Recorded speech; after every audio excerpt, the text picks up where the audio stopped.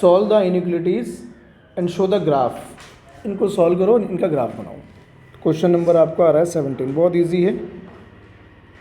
ठीक, आपके पास क्वेश्चन है 3x - 2 <2 x + 1। तो x को x की तरफ शिफ्ट कर देते हैं, तो ये हो गया -2x, ये उधर चला गया नंबर की तरफ प्लस का 2, तो ये हो गया x < 3। अब इसका ग्राफिकल बनाना है। तो ये क्या कह रहा है कि x जो है वो 3 से छोटा है, तो x 3 से छोटा को आप ग्राफ पे कैसे रिप्रेजेंट करोगे? x 3 < 3 कैसे शो करोगे? आपने यहाँ लिख दिया 3 और x जो है वो इससे छोटा है, यानी x एक्चुअली में 3 नहीं है ना। तो जब x एक्चुअली में 3 नहीं है तो हम 3 पर एक वाइट बॉल लगाएंगे और फिर आगे तक का एरिया शेड कर देंगे। तो इसका मतलब इसका आंसर क्या आया? इसका आंसर आया x बिलोंग्स टू -∞ से कहाँ तक? 3 तक, ओपन इंटरवल में।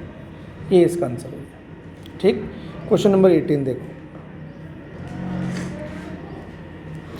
18 क्वेश्चन में है 5x - 3 > 3x - 5।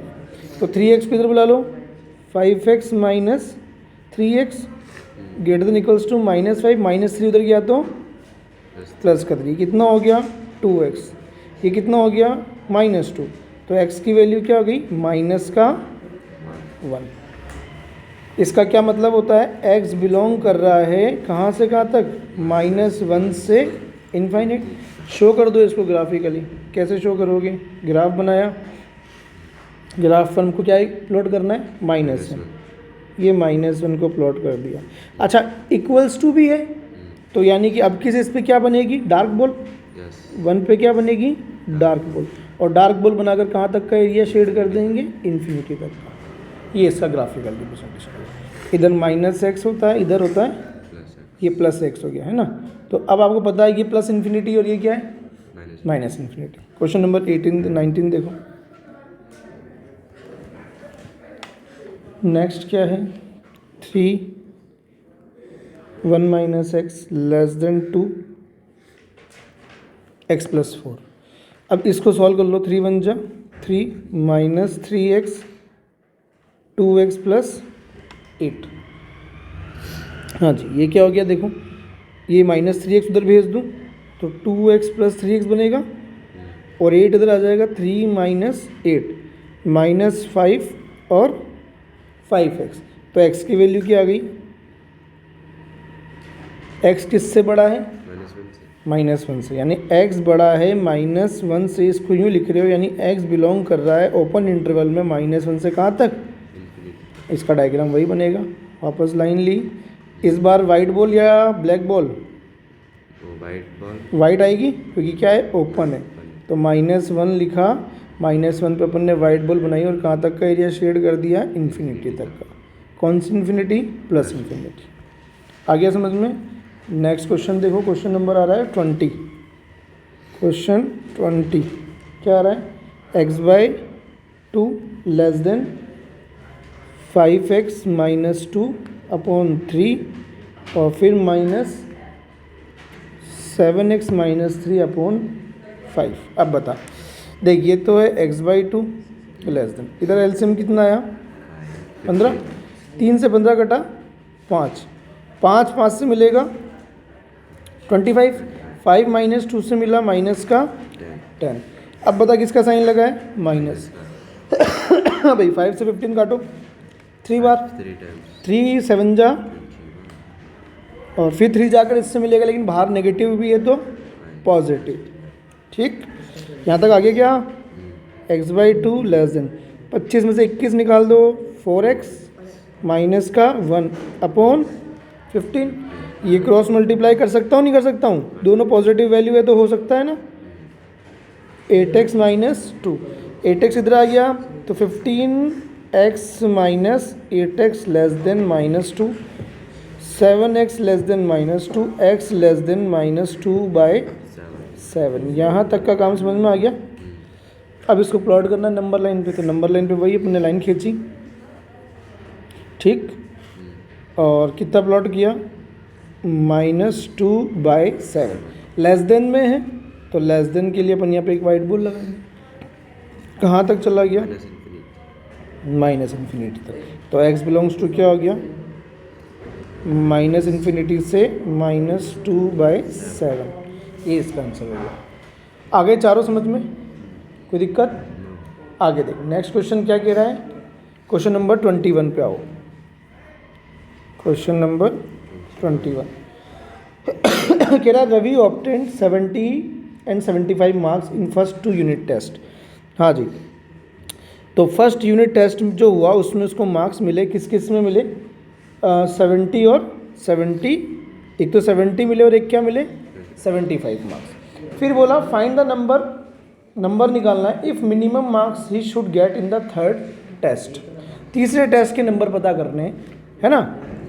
एक second, Ravi obtained 75 marks in first 2 unit test, sorry, तो 2 यूनिट टेस्ट है तो मैं इसको इरेज कर देता हूँ, मैंने ये पढ़ा नहीं था। एक सेकंड, फर्स्ट में ये और सेकंड में अपन मान लेते कितना आया 75, और थर्ड में अपन को पता नहीं है तो थर्ड में अपन ने क्या मान लिया, x। फिर कह रहा है एवरेज ऑफ एटलीस्ट 60 मार्क्स, मतलब एवरेज जो है वो एटलीस्ट होना चाहिए। ध्यान रखना, एटलीस्ट का मतलब होता है ग्रेटर देन इक्वल्स टू, और एटमोस्ट का मतलब होता है लेस देन इक्वल्स टू। तो एटलीस्ट बोल दिया एवरेज को, यानी एवरेज जो है वो एटलीस्ट होना चाहिए कितना, 60। तो एवरेज निकालने का फॉर्मूला क्या होता है, तीनों नंबर को प्लस करो divided by 3, greater than equals to कितना, 60। ये 3 पॉजिटिव उधर भेज दूं, ये कितना हो गया भाई, 75 और 70 145 प्लस x, ये कितना हो गया 180। ये कितना हो गया, x greater then 180 minus 140। Solve कर रहे हैं, कितना आ रहा है बताओ, 35। यानी कि अगर उसको थर्ड टेस्ट में पास होना है तो कम से कम 35 नंबर। तो मिनिमम नंबर कितने हो गए, मिनिमम नंबर 35। इतने नंबर तो उसको लाने ही पड़ेंगे, नहीं तो वो फेल हो जाएगा। ये है इस क्वेश्चन का मतलब कि भाई उसको पहले टेस्ट में 70 नंबर मिले, दूसरे में 75 मिले, थर्ड टेस्ट में कितने नंबर लाए कि उसकी जो एवरेज है वो 60% तो बने ही बने। तो थर्ड पेपर में उसको इतने नंबर तो लाने ही पड़ेंगे, नहीं तो वो 60% से कम नंबर आ जाएंगे उसके। 35 तो उसको लाने ही, 35 से ऊपर आए तो बहुत बढ़िया। आगे क्वेश्चन समझ में, क्वेश्चन नंबर नेक्स्ट 22 क्या बोल रहा है, टू रिसीव ग्रेड ए, अगर आपको ग्रेड ए लेनी है in a course one must obtain an average 90 marks और more in 5 examination to receive grade A. अगर आपको ग्रेड ए चाहिए एक कोर्स में, one must obtain an average of 90 marks और मोर। भाई आप क्या करो, अगर आपको ग्रेड ए लानी है, ग्रेड ए लाने के लिए आपको जो मार्क्स हैं एवरेज, जो एवरेज मार्क्स हैं वो आपको 90 से ऊपर रखने पड़ेंगे।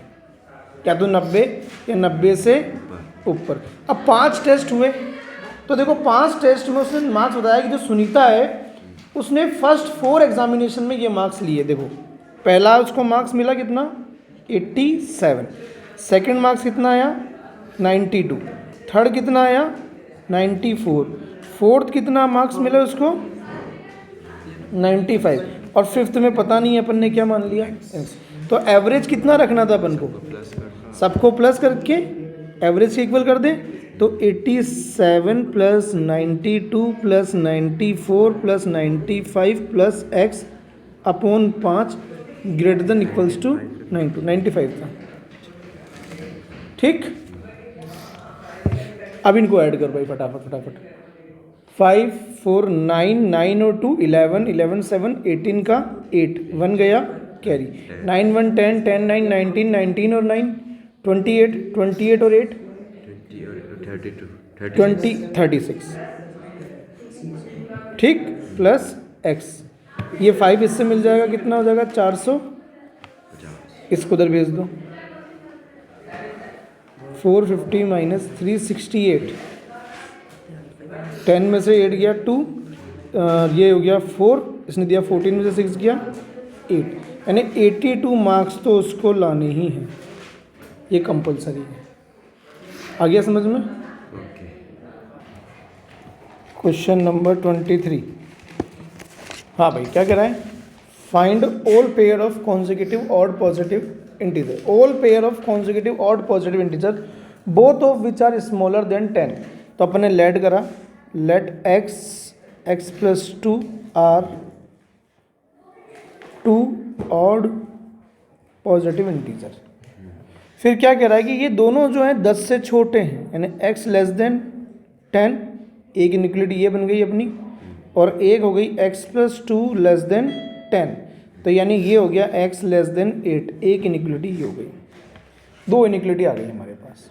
ठीक, फिर आगे क्या बोला है इसने कि इनका जो सम है मोर देन क्या है 11, तो यानी कहने का मतलब तीसरी इनइक्वालिटी क्या बनने जा रही है, इन दोनों का सम करो, किससे ज़्यादा होगी? 11 से। तो x और x 2x greater than 11 minus 2 कितना हो गया? 9। ठीक, तो x ग्रेटर देन 9/2। आगे क्या समझ में आता है? ये वाली इनइक्वालिटी, तीनों इनइक्वालिटी को एक ग्राफ पे प्लॉट कर दो, तो उससे अपन को x के चेहरे दिखेंगे कि x क्या क्या बन सकता है। और वैसे अपन यहाँ से सोचें कि भाई x, इस फर्स्ट केस में x क्या क्या आ सकता है। अगर मैं आपसे एक सेट बनवाऊँ और बोलूँ कि पहला सेट बना लो x का, तो x क्या हो सकता है? x तो पॉजिटिव इंटीजर था, और पॉजिटिव इंटीजर में भी कैसा था? ऑड। तो 10 से छोटे ऑड नंबर कौन है? 1, 3, 5, 7, 9, यही है। इसकी सेकंड इनइक्वालिटी का अगर अपन b बनवावें तो क्या होगा? 8 से छोटा 1, 3, 5, 7, और यहाँ x कह रहा है मैं बड़ा हूँ 9/2 से, यानी x बड़ा है 4.5 से। तो x क्या हो सकता है? अगर इसका मैं सेट तैयार करवाऊँ तो क्या लेगा? ये 5 लेगा, 7 लेगा, 9 लेगा, 11 लेगा, चलता जाएगा ये। तो मेरे पास 3 सेट है, एक सेट A, एक सेट B, एक सेट C। इन तीनों का इंटरसेक्शन ले लो, तीनों का इंटरसेक्शन देखो, ये 1, 3, 5, 7, 9 है, ये 1, 3, 5, 7 है, और ये 5, 7, 9 है। तो क्या कॉमन दिख रहा है आपको तीनों नोब के अंदर? 5, 7। ये 5, 7 तीनों में आया है ना, 5, 7 जो है वो तीनों के अंदर ही आ रहा है। तो अपन क्या बोल सकते हैं? From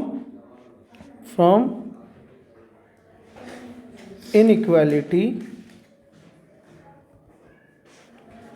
first, second and third, तीनों से क्या कंक्लूजन निकला? आज में लेट था यार। हाँ, तो यहाँ तक आ गए। From first, second and third inequality से हमने क्या देखा? जो x है वो बिलोंग कर रहा है केवल किस पे? 5 और 7 से। तो 2 पॉजिटिव ऑड नंबर क्या बने? फर्स्ट नंबर अगर आपने x 5 माना तो इसके रेस्पेक्ट में x प्लस 2 आ जाएगा 7, और अगर आप x बोलते हो 7 है तो इसके रेस्पेक्ट में 2 आ जाएगा, तो 7 प्लस 2 बन जाएगा। तो क्या बना? एक तो बना 5, 7 और एक बना 7, 9। ये अपने ऑड पेयर होगा। आगे क्वेश्चन समझ में?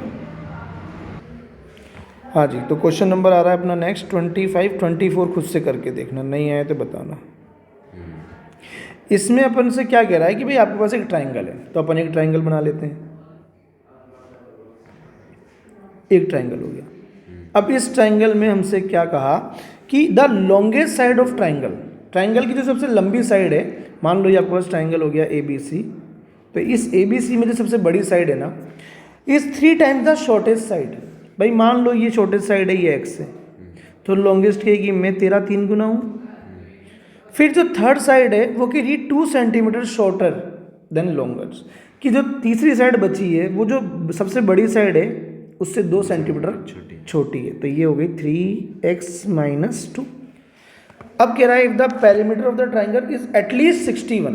पेरीमीटर का मतलब होता है सम ऑफ ऑल साइड्स, सारी साइड्स का सम कर दो। जो पेरीमीटर होता है इसका मतलब ये होता है। तो ये जो है ये पेरीमीटर क्या है, ये पेरीमीटर एटलीस्ट है, मैंने आपको बताया था एटलीस्ट में ये वाला साइन और एटमोस्ट में ये वाला साइन। तो एटलीस्ट कितना बोल दिया 61। तो तीनों साइड को जोड़ो, x 3x माइनस 2 61। तो ये कितना हो गया 7x माइनस 2 61, 7x 63, x कितना आ गया 9। तो सबसे शॉर्टेस्ट साइड जो है वो कितनी होगी 7 वो 9 सबसे शॉर्टेस्ट साइड। दी मिनिमम